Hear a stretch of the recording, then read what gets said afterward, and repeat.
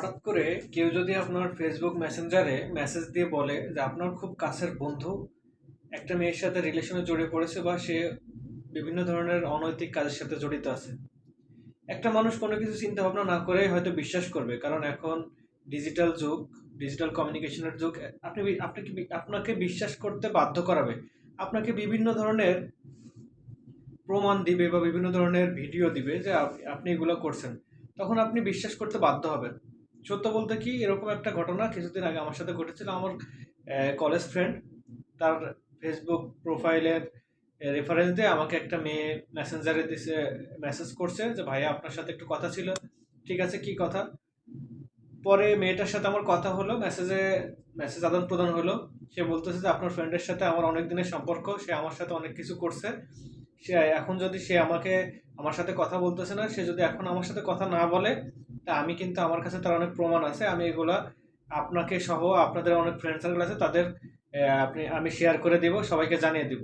আমি তাৎক্ষণিক আমি একেবারে আমার মাথাটা নষ্ট হয়ে গেল যে আসলে এর মতো একটা ছেলে যার সাজানো গোছানো সংসার আছে, সে কিভাবে এটা করতে পারে। আমি তাকে সরাসরি ফোন দিলাম যে বন্ধু, তোমার এই অবস্থা, তুমি কি এরকম করছো নাকি?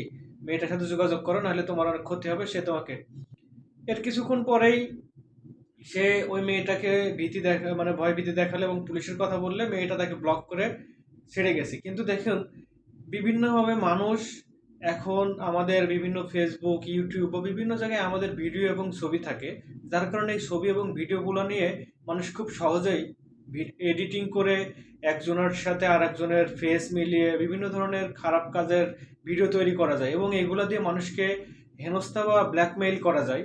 তো এইগুলা থেকে খুব সাবধান। যদি আমার বা আমাদের কাছের কোনো বন্ধু আমার বা কারো নামে যদি এই ধরনের কেউ ব্ল্যাকমেইল করতে চেষ্টা করে বা যদি মিথ্যা কোনো কথা দিয়ে যে এই ধরনের কাজ করতেছে, বা কোনো ফেসবুকে যদি এরকম কোনো কিছু শেয়ার করা হয়, তবে কোনো মানুষকে আগে দোষ বা তাকে দোষ দেওয়ার আগে বা সে আসলে সেই জিনিসটা করছে কিনা, এটা অবশ্যই তার কাছে যাচাই বাছাই করবেন।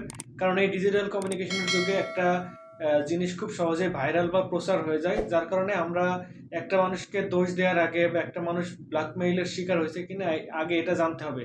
আর আমাদের এই সময়ে খুব সতর্ক থাকতে হবে যেন আমরা এরকম কেউ আমাদেরকে ব্ল্যাকমেইল করতে চাইলেই তাদেরকে আমরা আমাদের টাকা পয়সা বা অন্য কিছু, যে সে যেটা চাই সেটা যেন না করি। তাকে আমরা বিভিন্ন ধরনের আইনের মাধ্যমে তাকে যদি ভয়ভীতি দেখাতে পারি, হয়তো আমরা এখান থেকে মুক্তি পেতে পারি।